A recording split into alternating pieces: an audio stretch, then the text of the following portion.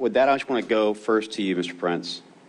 You said you roughly have about 3,500 at the peak of Blackwater, correct? That's right. Secret Service currently has approximately 7,000, approximately. What was your highest annual revenue, if you don't mind me asking, give or take, for that many operations? Ooh, for that, the protective mission was about 2,500 to 2,800, and that revenue would have been around $600 million. So $600 million for that. And again, that's deploying in a war zone where 41 of our men, my men, were killed in action. So safe to say, if you had $3.3 billion allocated to you, you could have done some even more miraculous things with resource and assets, correct? I'll give a simple comparison.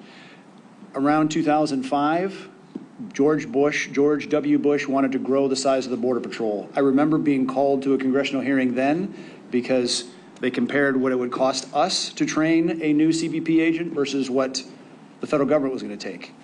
And our figure came in at 1/3.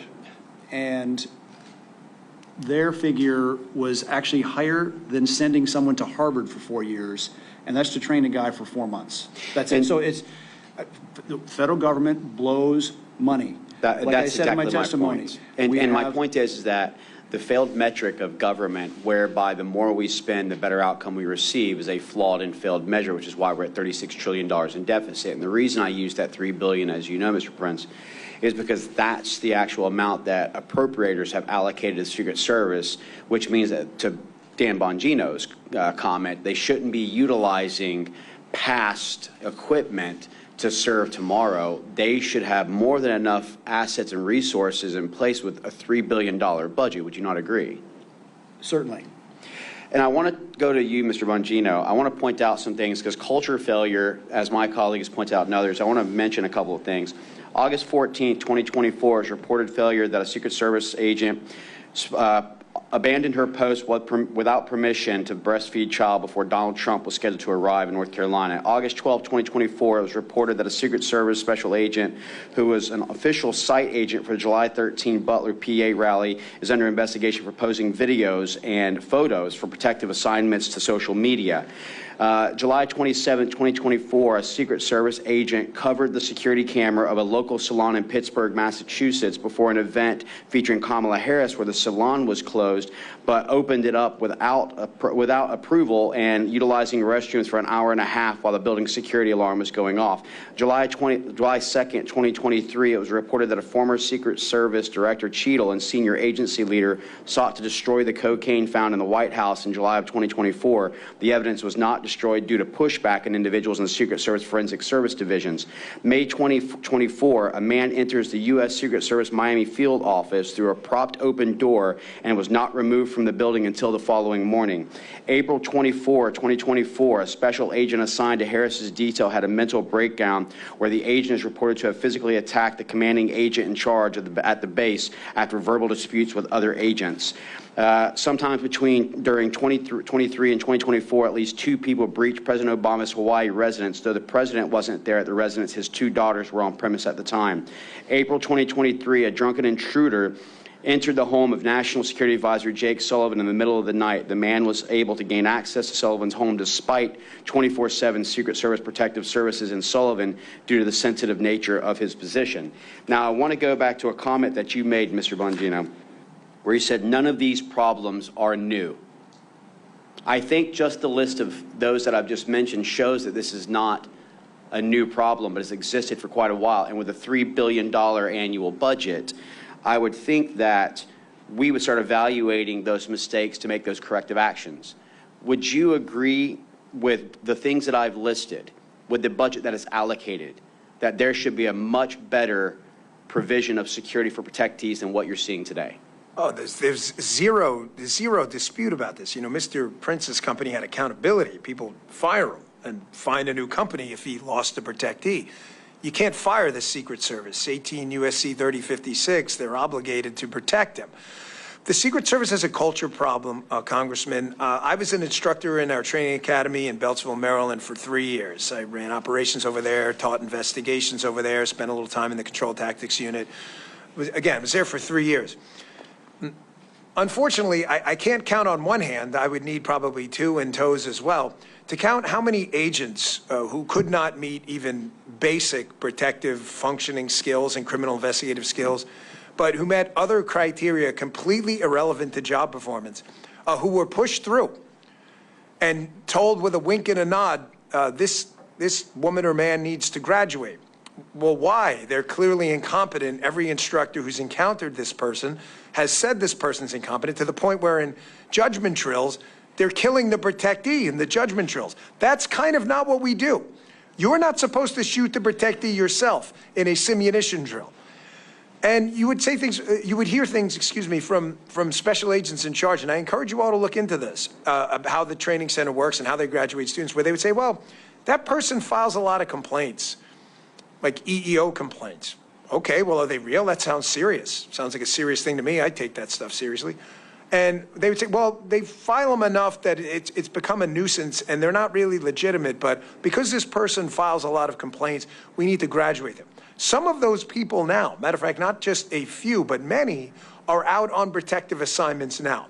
And again, this is not— So what you're saying is that DEI plays a major role, not meritocracy, with regards to the current culture that has been fostered. No, not a. No, the major role. The Secret Service right now is dominated by DEI. It's not a role. It's the role. You ask agents on the president— And I think that everyone's heard me say before, DEI equals DIE. You know, DEI stands for didn't earn it. And well, we need to be very cautious in how we do this. Ask his family. Correct. I just want to move on briefly with the time. Mr. Shaffer, I just need you to kind of confirm the no's. And when I say confirm the no's, you'll understand. Didn't take the communication platform that was given by local forces, correct? That's correct. Didn't take the surveillance drone offered by local forces, is that correct? That is correct. Didn't show up for the morning briefing to ensure that last-minute planning could be accounted for. That is correct. Didn't take any necessary measures to talk to the Kubota dealer, who was 400 yards away, to the 12 o'clock direct line of sight, to even see whether or not they could gain access to that rooftop or talk to the owner. That is correct. Did not access the water tower, which has the highest vantage point, and provide oversight that would have also looked at the AGR building. That is correct. You know, I'm looking at all this and I'm noting a lot of no's, of things that didn't happen. And unfortunately, because we've allowed this to go on for weeks and weeks, we're now going to be faced with the fact that they're going to be memorializing all these documents to reflect July 9, July 10, July 11, dotting I's, crossing T's that wasn't actually going forward. Now, I want to ask you something, Mr. Prince, because you know this all too well about counterterrorism operations. We know for a fact that we have an open border with roughly 10 million people that's come across. We know that cartels are cheering on President Joe Biden as the employee of the month every single month. When you think about 2018, where you had $500 million in revenue from cartel, to now $13+ billion in revenue. If you knew a president was coming in that would put things like remain in Mexico back in place, secure our borders, and cut your revenue, you have the training, you have the assets, you have the revenue, would you deem that person as a threat and want to take that individual out? It's a very simple answer, because you can see what they did in the last Mexican election that just happened a few months ago. They killed 27 conservative candidates, assassinated while campaigning. And noting that you had the successful counterterrorism operation that eliminated the shadow master, Qasem Soleimani of Quds Force, as well as for Abu Mahdi al-Mohandes, who led the Iranian proxy militias of Iraq, would you deem that as them declaring a fatwa to increase your threat profile as an individual protectee? Certainly the Iranians would see it as a risk worth taking. And you also note that a question that needs to be asked of the FBI is that on July 12th, a 46-year-old Pakistani male named Burjan was actually captured, who had also plotted assassination against President Donald J. Trump and 35 elected officials. The question is how did you think an individual who's on a terrorist watch list, landed in Houston, Texas, was questioned by the FBI, and I would love to hear his answers because they must have been spectacular, and then released, noting that this individual flew from Pakistan to Iran for 4 days prior to this? Would you note that as very questionable? Again, you can put him in the long list of other people that don't belong here, that our federal government is failing to do their job. I want to go over some forensic questions, because I think that as we continue to peel the layers back, what we don't find is enough answers, but more questions that need to be asked. Just in a quick yes or no, do you find it odd that literally only days after the attempted assassination on President Donald J. Trump, while the roof was too sloped to place individuals for counter-sniper operations, that it wasn't too slope to a roof for the FBI to go ahead and tamper, in my opinion, with evidence by washing the roof off that may have had significant evidence on it? Do you find that odd? Yes, I do, Congressman. Mr. Prince? Yeah, I certainly don't realize, I don't understand what the rush was to wash a roof. Mr. Bongino? No doubt. Do we also find it odd that, as of recent, one of our colleagues, Representative Higgins, had uncovered the fact that the body of Matthew Crooks had not only been released and cremated, but that the coroner, who's responsible for releasing the body, had no knowledge of it? Mr. Shaffer? Yes, absolutely. Mr. Prince? Sounds like destruction of evidence. Mr. Bongino? Given the gravity of what happened, absolutely. Do you also find it odd that no ballistics, no toxicology report, no confidence in the actual, I guess, proof of who it was who took the shot has been provided to date? And also, just to follow on to that, how quickly the crime scene at the home was actually released before any evidence had been obtained and released? Mr. Shaffer? In total analysis of your question, I think it warrants maybe a little more than a yes or no. I absolutely find that to be troubling. I also find that there were multiple friendlies that engaged the shooter that day, and no report has been given back to that local agency that was involved in that information. I feel that's critical. Mr. Prince? Yeah, again, there's a lot of things that just smell around the entire thing, and like I said in my opening statement, only the disinfectants of transparency will clean this up. And so covering it up and hiding only compounds a really bad look on the federal government. Mr. Bongino? Yeah, I'll say again, given the gravity of the situation, extremely odd.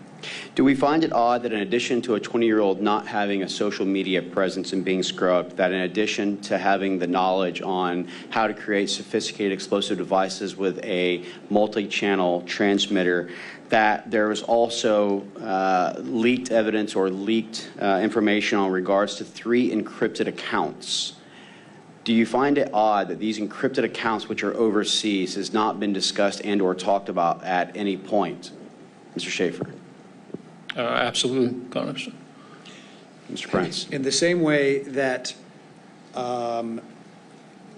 Congress passed a law in 1992 that within 25 years, all things related to the Kennedy assassination were supposed to be declassified and released, why cover this up? Why, again, what is being covered and what is being covered up and why? And it makes a bad situation even worse. Mr. Bongino? Odd, to say the least, yes. I want to go back to something earlier as well. Mr. Bongino, Secret Service, NYPD, worked in the actual training of it. Do you believe that a protective detail should be appointed based upon the title you carry or the threat level based upon the office in which you are to obtain? It should exclusively be based on a threat assessment. It should have nothing to do with the title.